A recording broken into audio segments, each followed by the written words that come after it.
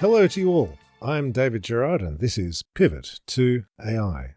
Today, let's feel the AI coding vibe. You can hardly get online these days without hearing some AI booster talking about how AI-based coding is going to replace human programmers. AI code is absolutely up to production quality. And by the way, you're all fired. But if AI is so obviously superior, show us the code. Where's the receipts? Say, where's the open source code contributions using AI? It's curiously absent. This week's hype example is Satya Nadella, CEO of Microsoft, and Mark Zuckerberg, CEO of Facebook, furiously talking up AI for programming on stage. The headlines say that 30% of code at Microsoft was AI now. Huge if true. Of course, Nadella didn't quite say that. What he actually said was, say maybe 20-30% of the code that is inside of our repos today in some of our projects are probably all written by software. Maybe 20 to 30% in some projects, at least 3 or 4, maybe, who knows. Written by software? Lots of projects use code generators. Probably, he's not sure either. This is a good example of CEO weasel wording, where you make a very hedged claim that's barely claiming anything, but it doesn't constitute a material misrepresentation as such. But then you let your media cheerleaders misrepresent you for you. You didn't lie, technically. Nadella would have asked his staff for something, anything, that he could say to pump AI coding on stage. And that's the best claim they could find that wasn't technically a lie. Mark Zuckerberg said on Dwakesh Patel's podcast, talking specifically about engineering at the Llama LLM project and not anything else at Facebook or Meta. I would guess that sometime in the next 12 to 18 months, the point where most of the code that's going towards these efforts is written by AI. And I don't mean autocomplete. Of course, Patel's YouTube headline was, AI will write most meta code in 18 months, which is not what Zuckerberg said at all. But let's assume the boosters are right, and AI coding is so good here in 2025 that it is going to substantially take over the job of programming on live Facebook code that makes money and live Microsoft code that makes money. Again, huge if true. So if AI is such an obviously superior approach to serious code you make your money from, why don't we see it in any places we can actually check?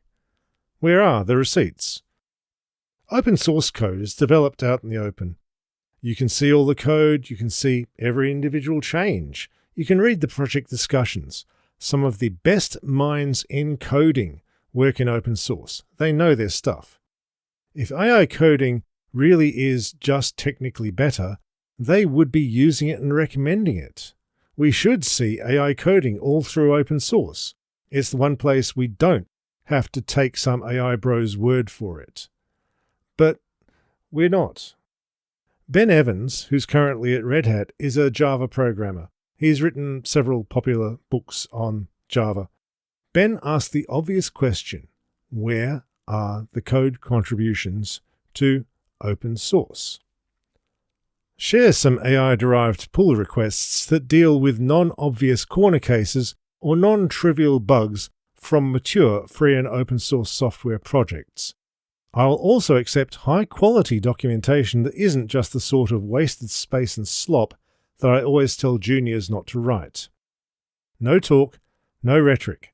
I won't respond to any comment that doesn't have a link to an accepted and merged pull request that was produced by an AI model. The closest response was one contribution to the Rails project in 2023, and that needed a lot of work before it was up to scratch.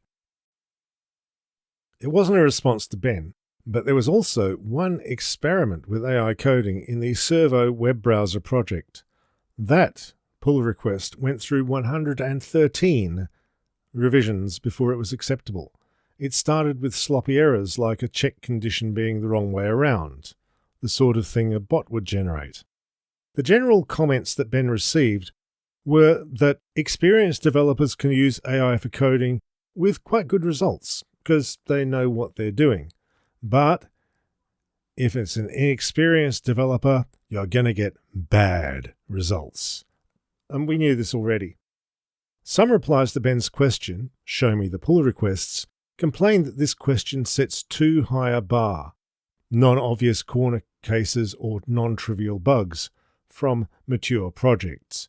They made out that this was unfairly high bar. I don't buy that.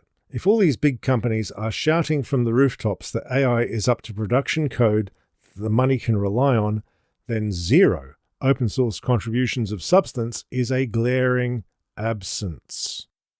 Now, it is true that a lot of open source projects really hate AI code bots. There are many objections, but the biggest objection tends to be because people spam them with useless AI garbage. The curl project banned AI-generated security reports recently because they were getting flooded with automatic AI bug bounty requests. It was wasting their time. The Cockpit project decided to test how good AI code review was. They tested GitHub Copilot and Sorcery.ai doing bot reviews of human-submitted pull requests.